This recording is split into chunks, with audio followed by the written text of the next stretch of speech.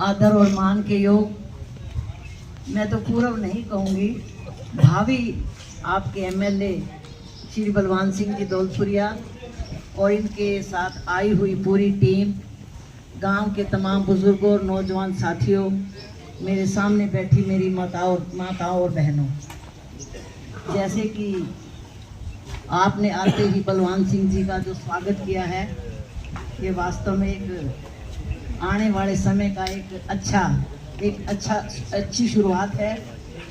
लग रहा है कि गांव का पूरा जो गांव है वो बलवान सिंह जी के साथ है।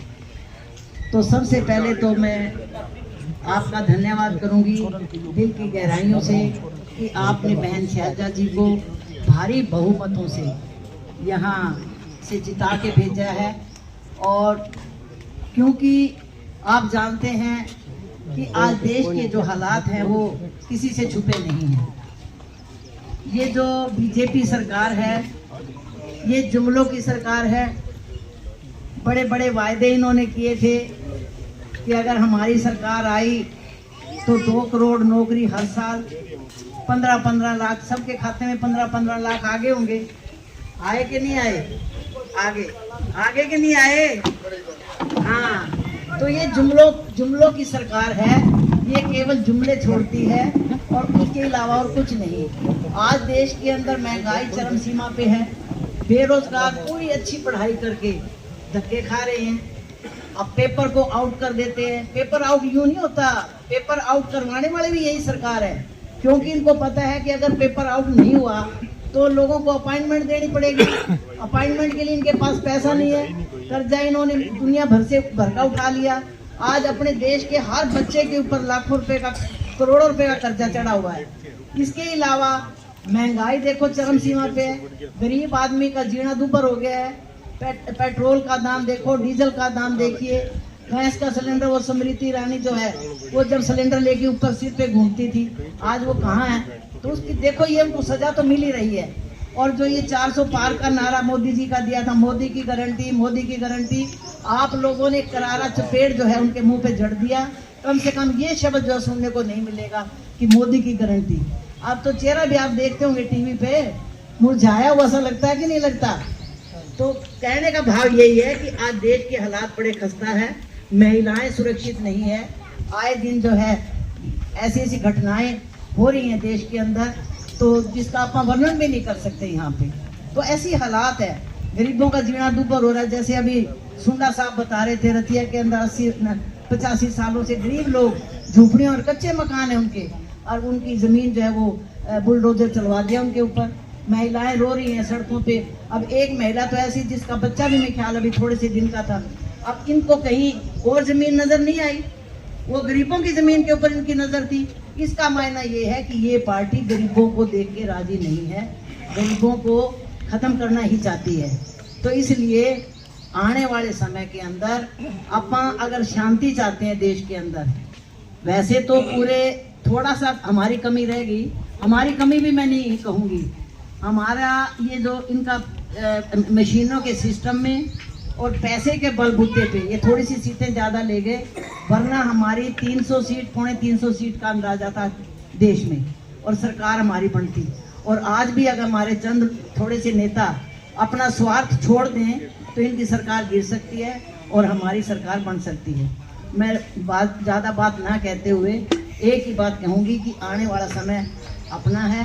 हरियाणा के अंदर भी आप हालात जो है वो देख रहे हैं किस प्रकार के हैं। आपका अपना भाई जिसको आपने पहले भी बड़े भारी बहुमतों के साथ जिताया, बलवान सिंह जी, मैं एक इनका दावा करती हूँ कि बलवान सिंह जी की गाड़ी, मेरे को नहीं लगता कि 365 दिन में कहीं एक दिन भी इनकी गाड़ी का पहिया रुका हो। किसी की विवाह है, शादी है, दुख है, तकलीफ है, इनके पास समाचार पहुँच जाए तो इनकी गाड़ी रुकती नहीं है और इनके गांव में जो है वो चक्कर लगते ही रहते हैं। तो ऐसा नेता शायद आपको जो है भविष्य में कहीं और दूसरा नेता नहीं मिलेगा। तो मैं ज़्यादा ना कहते हुए इतना ही कहूँगी कि ऐसे नेता को अगर आप चुन लेते हो तो आपका हरियाणा का भी भविष्य है, आपके शहर का भी भविष्य है, फतेहाबाद जिले का भी, आपके गांव का जो भविष्य है वो उज्जवल होगा। आपके सारे काम होंगे, आने वाले समय के अंदर नौकरियां भी मिलेगी, क्योंकि कांग्रेस ने जो अपना घोषणा पत्र बनाया है उसके आधार पर आप जो है बहुत बड़ी आशासन आप देखेंगे। और मैं ये भी दावा करती हूँ कि परमात्मा जो करे बलवान सिंह जी को भारी बहुमतों से जिताए, सरकार कांग्रेस की आएगी, इसमें कोई दो राय नहीं। और आपका एमएलए जो है वो कैबिनेट मंत्री बनेगा, ये भी मेरा विश्वास है। जब कैबिनेट मंत्री बन जाएंगे तो भला इसके खाबड़ा के काम कैसे रुकेंगे। तो मैं ज़्यादा ना कहते हुए एक बार पुनः आपका दिल की गहराइयों से तहे दिल से धन्यवाद करती हूँ, खैर मकदम करती हूँ, स्वागत करती हूँ। धन्यवाद, जय हिंद। वाल्मीकि समुदाय से संबंध रखने वाली आदरणीय बहन विद्या रत्ती जी, भाई जस तनेजा जी, भाई बबलू जी, राजेश गुज्जर जी, रणवीर हरियाला जी, लीलाधर खीचड़ जी और भी कई साथी थे, सभी युवा साथी, अजीज रमेश पूनिया जी, अभिमन्यु जी, गांव के सरपंच साहिबान, व सभी मौजूद बंधुओं, माताओं व बहनों, प्यारे बच्चों, पत्रकार व छायाकार दोस्तों, मेरे से पूर्व वक्ताओं ने सभी बातें आपको विस्तार से एक एक करके बताने का काम किया कि आज आने का मकसद क्या था, उद्देश्य क्या था। और भी बहुत सी बातें लोकसभा चुनाव की भी और आने वाले विधानसभा चुनाव में भी इन्होंने आपसे विस्तृत चर्चा की। मैं भी मेरी तरफ से और सभी कांग्रेस पार्टी की तरफ से, आदरणीय बहन कुमारी शैलजा जी की तरफ से, जो पिछले लोकसभा चुनाव में आपने जो विपरीत परिस्थितियों में दूरदर्शी सोच का परिचय देते हुए आने वाली पीढ़ी के उज्जवल भविष्य के लिए, अपनी नस्ल और फसल बचाने के लिए, बाबा साहब भीमराव अंबेडकर का संविधान बचाने के लिए जो सभी साथी एकजुट होके कांग्रेस पार्टी के आपने जो सहयोग, समर्थन और आशीर्वाद दिया और अपने गांव से 1150 वोटों से जिता के आदरणीय बहन कुमारी शैलजा जी को हिंदुस्तान की सबसे बड़ी पंचायत में भेजने का काम किया, उसके लिए मैं सभी गांव वासियों का तहे दिल से आभार व्यक्त करता हूं, धन्यवाद करता हूं। क्योंकि खाबड़ा गांव एक राजनीतिक तौर पे, सामाजिक तौर पे बड़ा जागरूक गांव है और खाबड़ा गांव भट्टू ब्लॉक के अंदर इस गांव से जो आवाज उठती है वो पूरे भट्टू ब्लॉक को प्रभावित करती है। अगर आप भट्टू के अनाज मंडी में बैठ के राजनीतिक चर्चा करोगे तो सारे लोग पूछते हैं कि खाबड़ों के माहौल है, तो खाबड़ा की जो आवाज जाए दूर दूर तक और दूसरे का मन भी प्रभावित करे। अपना जिम्मेवारी थे बखूबी निभाई, दूसरे का मन भी थारी आवाज पहुंची थे, भी बहुत बढ़िया मेहनत करी और भारी बहुमत जिता के भेजी। क्योंकि बीजेपी वाला चुनाव के दौरान आया भी आ नकाबा चेहरा बदल के आया, हर तरफ गुमराह करने का प्रयास करियो, लेकिन ते सजग और सावधान रहा, आगे बात में आया को नहीं। और आने वाली पीढ़ी ने बचाने खातर, नस्ल फसल ने बचाने खातर, बाबा साहब के संविधान ने बचाने खातर और जो दूसरी जन सुविधा में मिलनी चाहिए वह निरंतर हमारे मिलती रहे, बस सारी बात आप देखते होते कांग्रेस पार्टी को साथ दियो। बहुत अच्छी दूरदृष्टि आपने सब साथियों ने, उसके लिए मैं आपको बारंबार आभार व्यक्त करता हूँ। और जैसा कि पूर्व वक्ताओं ने बताया कि अभी चंद दिनों बाद, शायद 15 सितंबर के बाद में आचार संहिता लग जाएगी, चुनाव की घोषणा हो जाएगी और अक्टूबर के अंदर 20 अक्टूबर से पहले कोई न कोई डेट वोटिंग की आ जाएगी। उसके लिए भी आपसे सहयोग, समर्थन और आशीर्वाद की अपील की। और मैं भी आपसे विनती, निवेदन, गुजारिश करता हूँ कि जिस तरह से आपने लोकसभा चुनाव में सारे भाईचारे ने एकजुट होकर कांग्रेस पार्टी के पक्ष में जो मतदान करने का काम किया, जो आशीर्वाद देने का काम किया, जो समर्थन देने का काम किया, उसी तरह का समर्थन आप आने वाले विधानसभा चुनाव में जो भी साथी कांग्रेस पार्टी का झंडा लेके आ जाए उसको सहयोग, समर्थन और आशीर्वाद देके 1150 से आपने लोकसभा में जिताया था, 1500 से ऊपर आप अपने गांव से जिता के भेजना। क्योंकि आपके गांव से जो हवा जाएगी वो कई गांव को प्रभावित करेगी, इसलिए पार्टी को भी आपसे बहुत उम्मीद है और आपकी भी जिम्मेवारी और गांव से थोड़ी ज्यादा बनती है। क्योंकि खाबड़ा गांव राजनीतिक तौर पे समझदार गांव है। दूसरे गांव सोचते हैं कि खाबड़ा वाले इधर है, तो वो ठीक ही फैसला कर रहे हो तो हमें भी इधर होना चाहिए। तो सभी साथियों से ये विनती निवेदन गुजारिश है कि जब भी विधानसभा के चुनाव आए तो सभी साथी एकजुट होके, सारे भाईचारे को एकजुट होके कांग्रेस पार्टी का साथ दें। और जब मैं 2014 से 19 तक विधायक था तो मैंने हर संभव प्रयास किया कि हर आदमी के काम के लिए उसके काम आऊं, उसकी किसी भी बात के लिए इनकारी ना हो। और मेरे सामने लगभग गांव की 3 समस्याएं आई थी। एक तो सेम की थी, एक मेरे कार्यकाल में ओलावृष्टि बहुत हुई थी, उससे सरसों की फसल को बड़ा भारी नुकसान हुआ था, और तीसरा ढाणियों में लाइट की समस्या थी।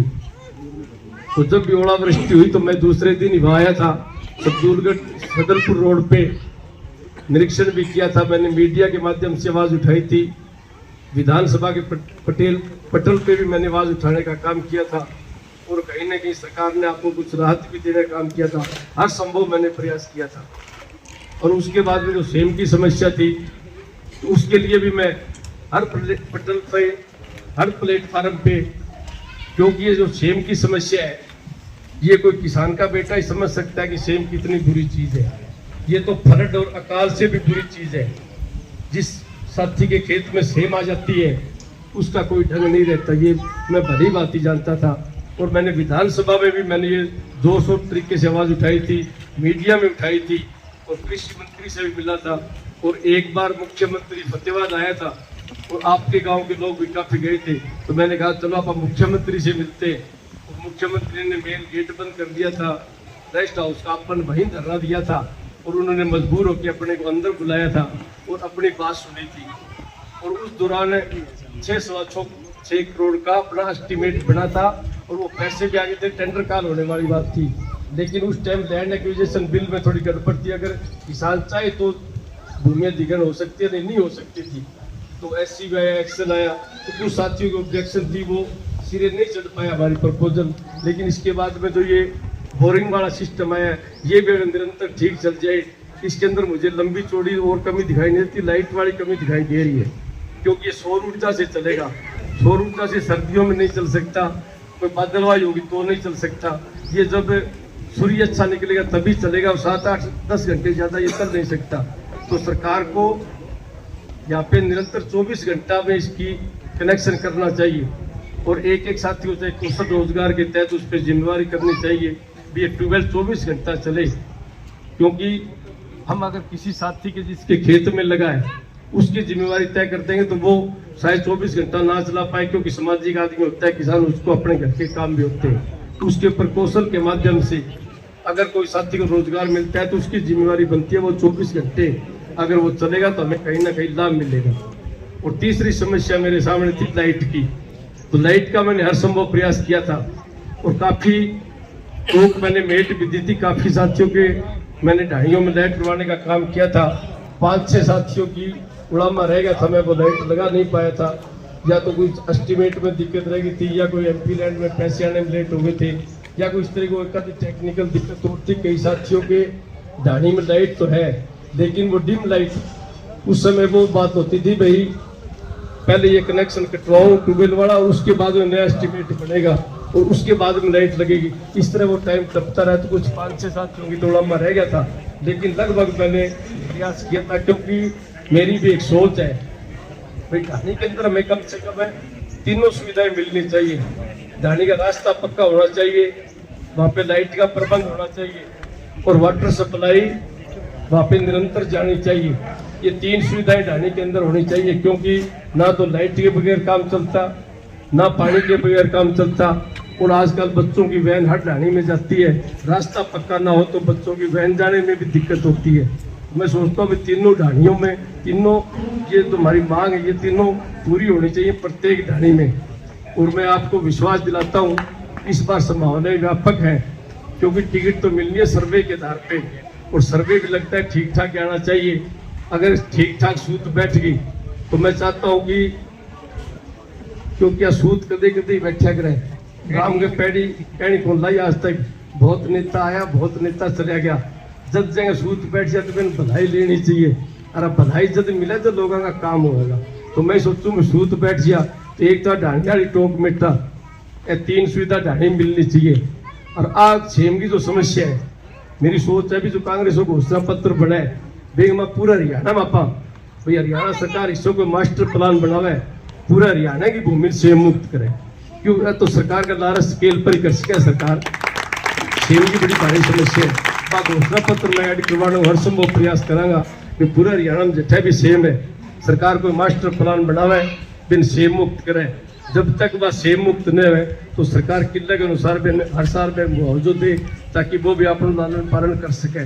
और भी जो बहुत सी छोटी मोटी बात है अगर सरकार में ठीक ठाक रह गया तो सारी बात तो कोई कहने की जरूरत को नहीं, ना कोई खाबड़ा मेरे करने कर जाने की सिफारिश की जरूरत है। फलाना आदमी लेके जाऊंगा तो मिलेगा। अगर मैं कह सकती हूँ नाम भूल जाऊँ अगर वो आगे कहते हुए खाबड़ गाँव मेरा यो काम है तो भी मैं पग जूती को नहीं कर दूँ।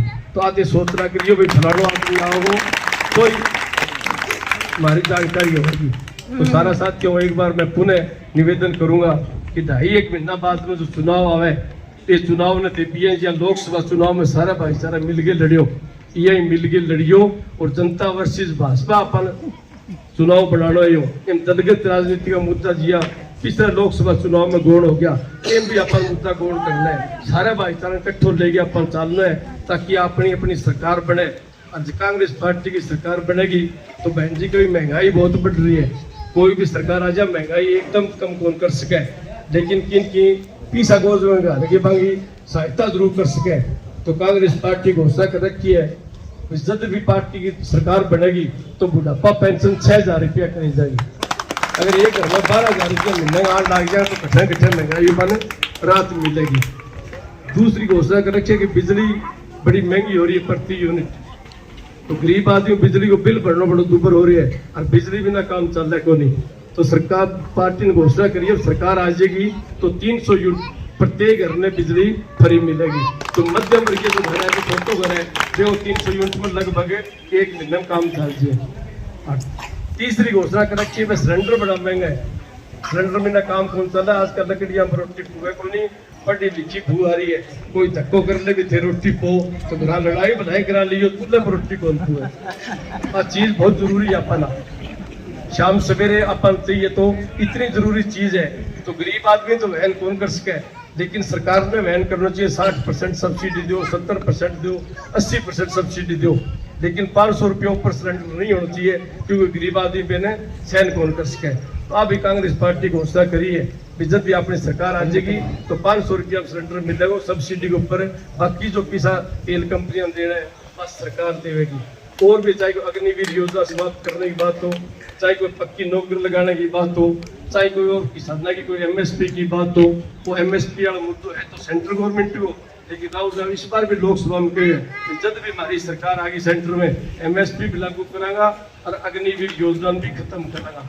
और भी बहुत सी बातें सारी कांग्रेस आपको घोषणा पत्र में लेके आने लग रही है क्योंकि थाने बेरो है कि कांग्रेस पार्टी भी किसान की मजदूर की कर्मचारी की छोटे दुकानदार की व्यापारी की पार्टी है। आज पार्टी तो बड़े बड़े उद्योगपतियों की पार्टी है कारपोरेट घराना की पार्टी है। जो नीतियां बनावे तो वह कारपोरेट घराना के अनुसार नीतियां बनावे ताकि बन ज्यादा लाभ मिले। और कांग्रेस पार्टी गरीब आदमी के सोचने वाली पार्टी है तो सारा भाईचारा इकट्ठा करके अब बीजेपी वाला सही चेहरों अवगत कराइयो और कांग्रेस पार्टी को साथ दियो और उन्हें बुलाए जो मेरे मान सम्मान बढ़ाए जो इज्जत बख्शी बेंगलियों में सारा काम हो तय दिलो भार व्यक्त करूँ। धन्यवाद। जय हिंद।